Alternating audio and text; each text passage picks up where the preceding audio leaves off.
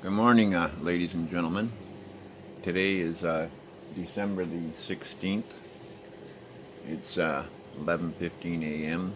here in northwestern Ontario, Canada. Have you ever seen a grown man cry? It's been non-stop, one thing after another. I've been having a real struggle here. It all started with calves getting sick and losing 3 of them and 2 on the ground and not getting up, and all my time went to them. Couldn't get nothing else done, and it's been cold as cold can be. Overnight here it was minus 28 all night. Right now at quarter after 11 it's minus 23. And as you know, I'm all on a fixed income. I'm on a pension. My ex-wife, we separated in 2003 because I caught her cheating, and the courts gave her all my lawsuit money from my lawsuit from breaking my back in 1988.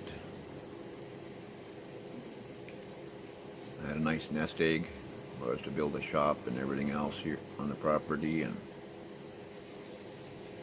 the courts awarded her everything I owned. She got a court order to sell this property. It got listed for $95,000 the first time, and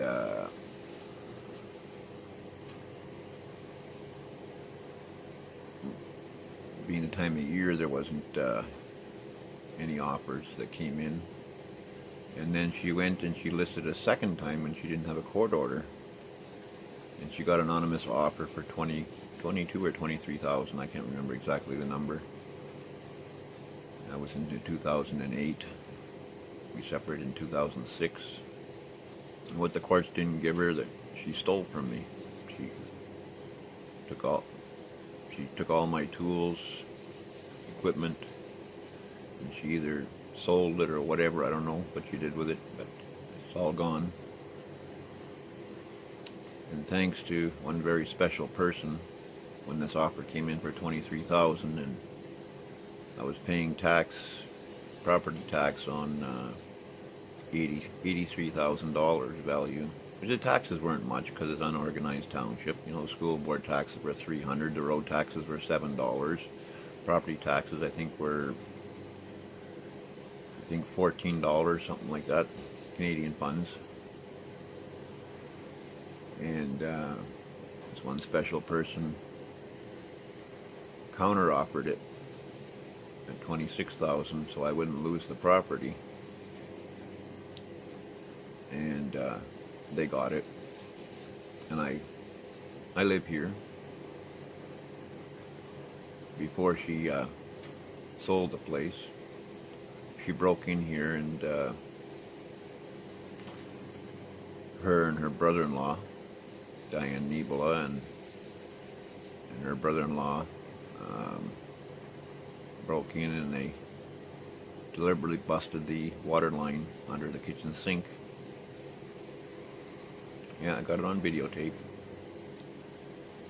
I asked my lawyer, Mike Harris, what I should do, claim insurance or what, and he said, well, claim insurance because she's going to deny it and blah, blah, blah, and just collect the insurance. Well, we had been separated for many years, 3 or 4 years, and she wouldn't take her name off the property. She wouldn't take her name off the insurance policy. I was paying all the premiums for it, for the insurance. And she got a court order to have that $68,000 check for the write-off of this mobile home, because there's no insulation left in the floor. Lots of soft spots in the floor where it's broken through the floor. And that's the way I live. And I tried a couple of winters heating with fuel oil, and it was costing me $5,000 a winter. Because our winters are long. They start September and they don't basically warm up till mid-June here in northwestern Ontario. And I can't afford to buy a wood stove, so I welded up a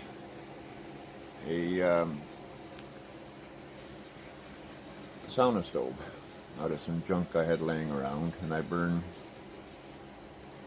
sawmill slabs, birch sawmill slabs, and it takes a hell of a pile of wood a day because it's not airtight, and it's $50 a bundle plus tax. I'm on my 5th bundle right now. And anyway, I'm in debt to this person for $26,000 plus the legal fees to have it transferred. Don't know how I'll ever repay them for it, but they said it's my property. But anyway, the point of this video here is, have you ever seen a grown man cry? Yeah, I've been there many times in this past couple of weeks.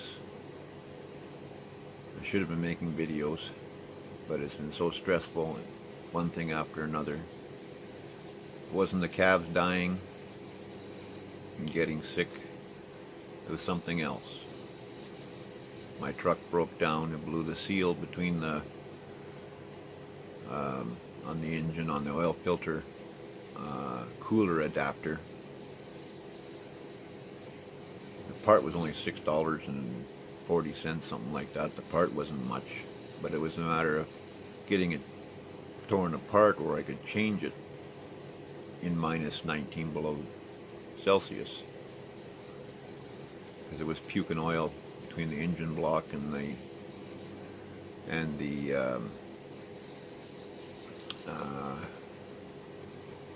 oil cooler adapter. And in order to get the adapter out of there, I had to take a lot of things apart in the truck to even get at it. Like, there was a bunch of, in the four-wheel drive, there's a bunch of cross members in there, support bars and stuff that all had to come off. And I tried to save some time by just loosening the one end of the support bars and trying to bend them down a bit, because they were 3/4 inch rod. I was able to bend them a little bit, but I was able to swing them out of the way, but I couldn't get to the bolts to the top to loosen them off. But I managed to hammer it over enough that I could get the adapter to drop down just enough that I could slip the O-ring in there and the gasket. But the problem was the gasket up inside was stuck to the housing so tight that I had to use a Dremel and basically just chip it out of there piece by piece, and that took a couple hours. And coming in the house to warm up, because I broke my back, I got no circulation in my legs, and my feet get cold. Even just sitting here, right here, my feet are ice cold. And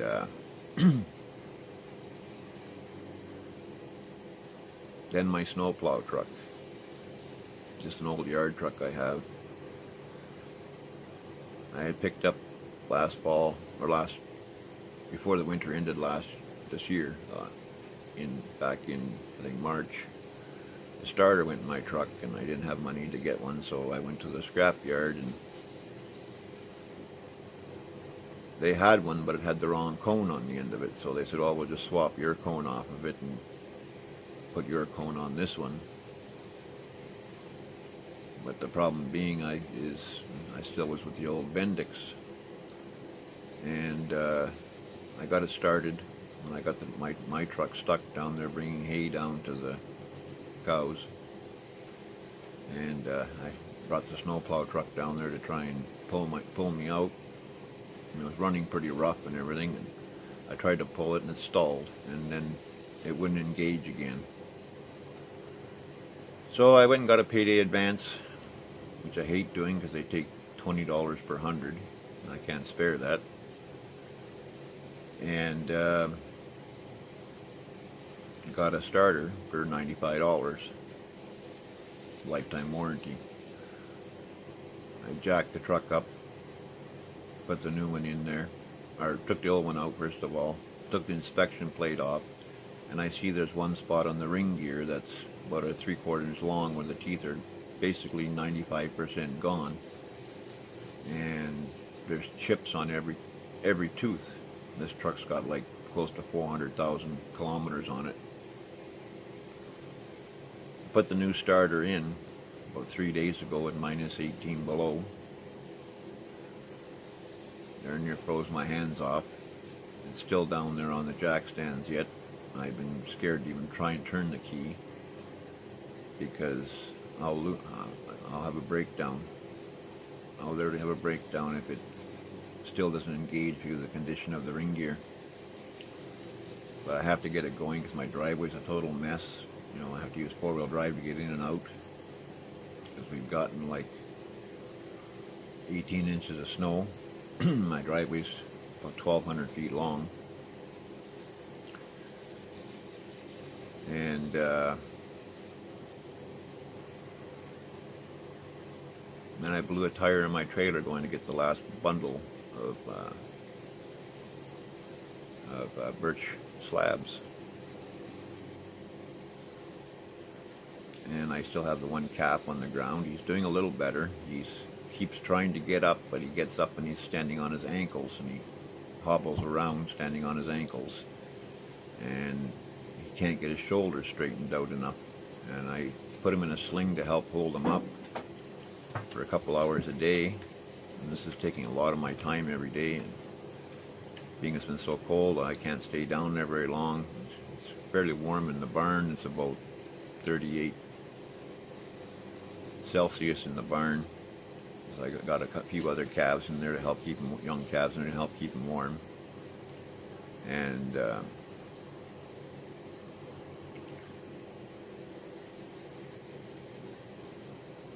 then I get the bundle of birch sawmill slabs back here, and I take my power saw, this one right here, Husqvarna 460 Rancher, that I bought in 2009.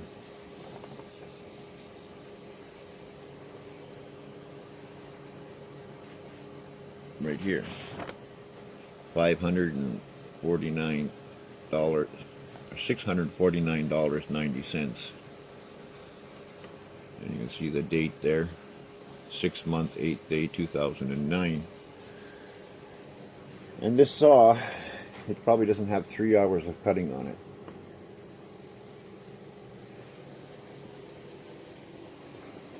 And I was sawing through the pile, through the bundle, just putting the blade down as far as it go and sawing them, and all of a sudden it just went clunk and stalled. And I went to restart it and felt like no compression. And if you know anything about these 460 Ranchers, they put this stupid decompression button on there, on the head there. You can see how clean this saw is. Like, look at, you know, it's got no hours on this saw. You know, I bought it in 2009 during my separation, before my wife took all my money and stuff, because this saw, this one here, 154, I've had that for many years, and it's been old faithful. But it was too heavy for my back for cutting a little bit of brush around the property here and stuff, and the odd dead tree. And the emotional state I was in with all the separation and the courts, and courts giving her a court order to sell my property that I bought when I was 18 years old, paid cash. Basically bought this saw, and it sat here for probably a year, and then my dad needed a saw, to cut a apple tree down. So I gave it to him to use, and he didn't even burn a quarter tank of gas. I gassed it up for him and everything else, and with only a small apple tree. And it stayed at his place for several years, actually. And it's still got the original chain on it. Still got the original chain and bar on it. You know, it's got 3 to 5 hours on it, if that. You know, I cut some brush here with it on the fence lines this past fall. And that's the most I've used it, other than cutting a bundle of birch slabs every 2 weeks to feed this fire in the wintertime. And even at that, I wouldn't cut the whole bundle. I would take a slice 16 inches long off each end of the bundle, and the blade would only go through halfway anyway, and that's all I would cut, because that's all I can do, a few minutes at a time with the saw. And I was on my first cut through this bundle here, about 3/4 of the way around it, and the saw just quit. And it feels like there's no compression difference between the decompression button pushed in or if it's out, and it just doesn't feel like the compression it had. I called the dealer where I bought it, and I talked to them and stuff like that. And,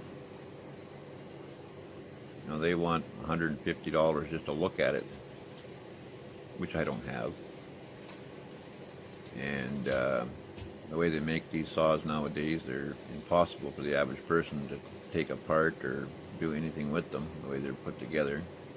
And I've always been a Husqvarna fan all my life.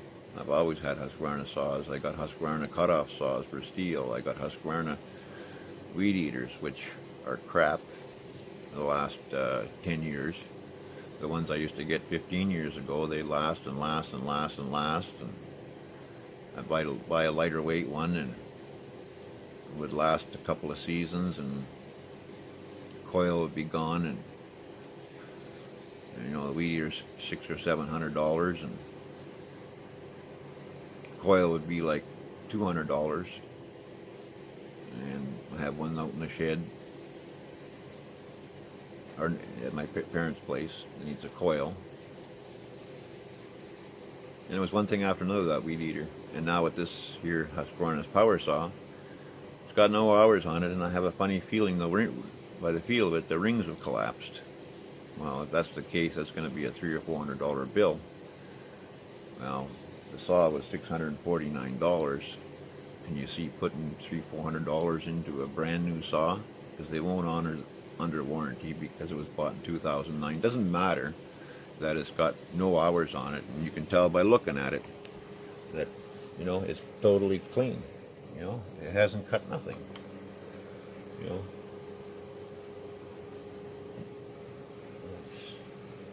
it's still got, well, it had the original spark plug until I tried a new spark plug yesterday to see if that was the problem.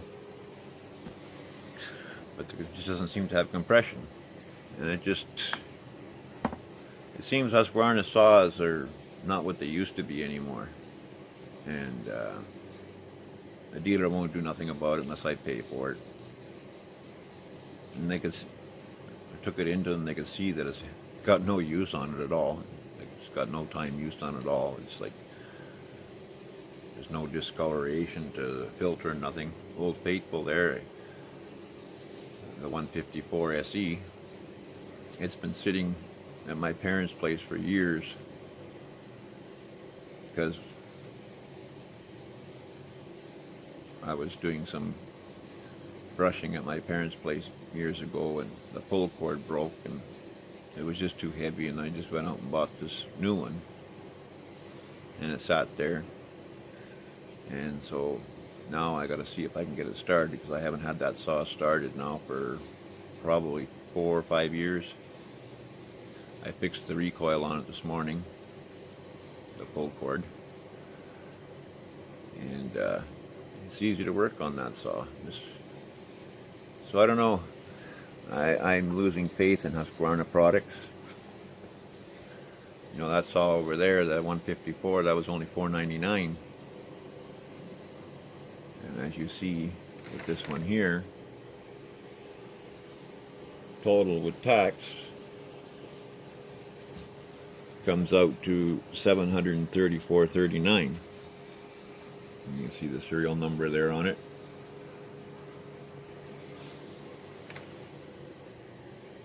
And there's only the one Husqvarna dealer here in Thunder Bay, and he wants that kind of money just to look at it. So I asked him to give me an estimate, and that's what he told me. And I think it's a bit ridiculous. I think Husqvarna is going downhill, because Old Faithful there, I've had that saw for many, many years, and it's cut lots, but with my back it was just too heavy. When I bought this property when I was 18 years old, most of the timber on this property was fallen and limbed with that saw, either by myself or by the guy that was cutting my property.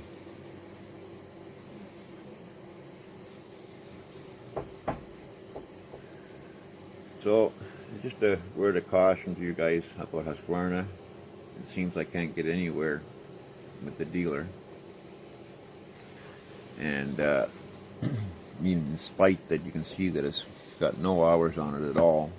There's not even any scratches on it anywhere.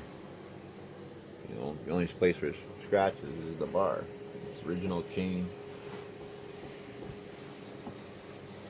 You know, there's not even a little scuff mark right here, but that's, what the heck is that? You know, that's just probably from being in the truck or whatever. But there's no compression in it, and you know, I can just hold it over with my hand like that, and it won't fire. It's got spark, it's got gas, everything, but it won't fire up. And I just hope I can get that old 154 SE started, because I have a bundle outside to get cut up today, get some more cut up today, because I need more firewood, because I pretty well burnt through what I managed to get cut up before this saw quit. It's just, everything has been going wrong. Everything's breaking down. Water line to the barn, even though it's got a heat trace on it, it's froze up for the first time in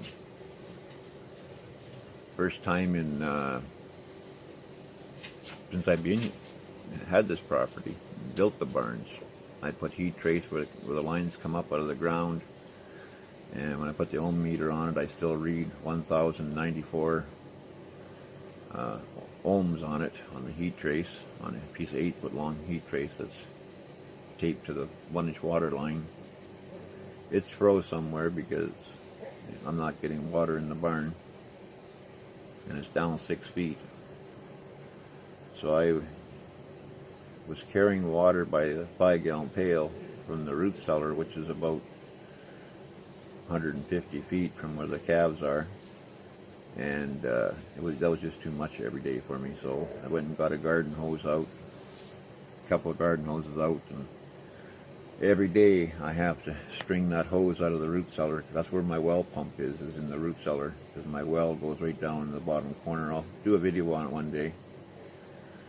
And string that hose all the way down to the barns, fill up their water trough outside, fill up the,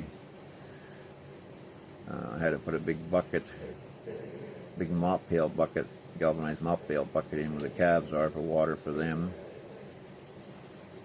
because the automatic waters aren't working with the frozen water.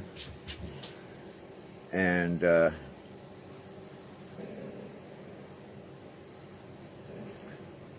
know, dragging all that hose out every day, twice a day, because those calves, they drink that 50 gallons of water up in the morning when I give it to them, and I give them again in the evening before it gets dark, plus the chickens and the turkeys. What's your problem? What's your problem? What's your problem? You want outside? Darn dog.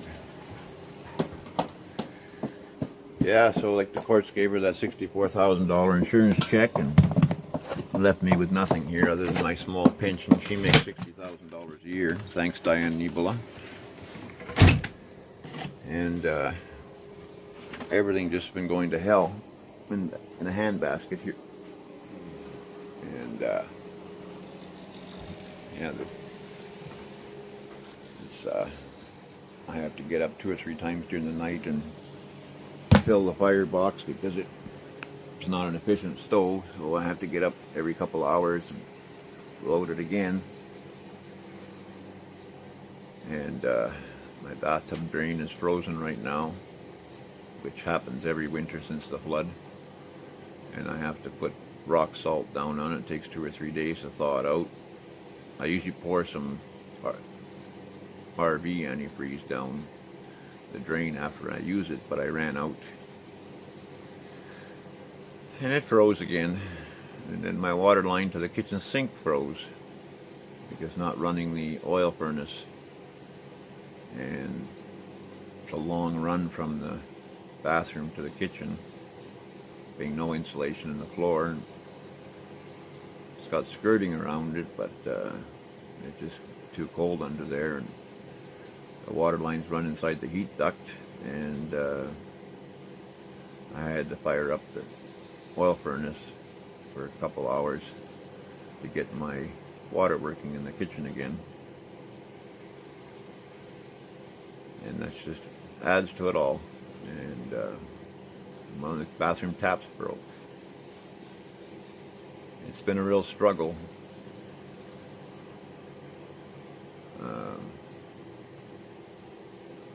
And now this Husqvarna saw is just one thing after another.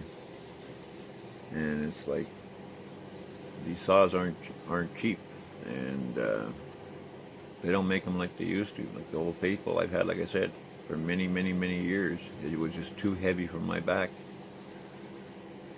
And even this Rancher, after 10-15 minutes I have to stop because it just gets me. And but at least it's a little bit lighter than that old 154. So I got a brand new saw here, which 3-4 hours on it tops, and it's useless to me. So Husqvarna, if you're listening, like, what are you doing? You know, same thing with the weed eaters. They just don't last like they used to. I have an old weed eater that I bought years ago, still works. One of the newer ones I bought back in 2005, it didn't last 2 years. It blew the coil in it. Among other things, I had to have a new carburetor put on it because one little tiny hair thickness port in the carburetor got plugged up, and the shop couldn't get it open, so they said they had to put a new carburetor on it. Well, now this is a brand new power saw, so I don't know. I don't have the money to buy a new one, and I don't have the money to get this one fixed. So I'm hoping all reliable I can get started. Anyway, guys, enough of my whining and complaining. That's life. But I just wanted to do this here because I don't know what Husqvarna is doing. You know, I've bought Husqvarna articulating lawnmowers over the years. I've bought Husqvarna power saws, Husqvarna cut-off steel saws, Husqvarna articulating lawn tractors, Husqvarna edger for edging along the curb sides and stuff, sidewalks. Most of my power tools are this kind of stuff is all Husqvarna, and but they're the older models. This one here is a 2009, and it's a lemon. And anyway, have a good weekend. Have a good week. Everybody take care, and we'll talk at your next video. Thank you.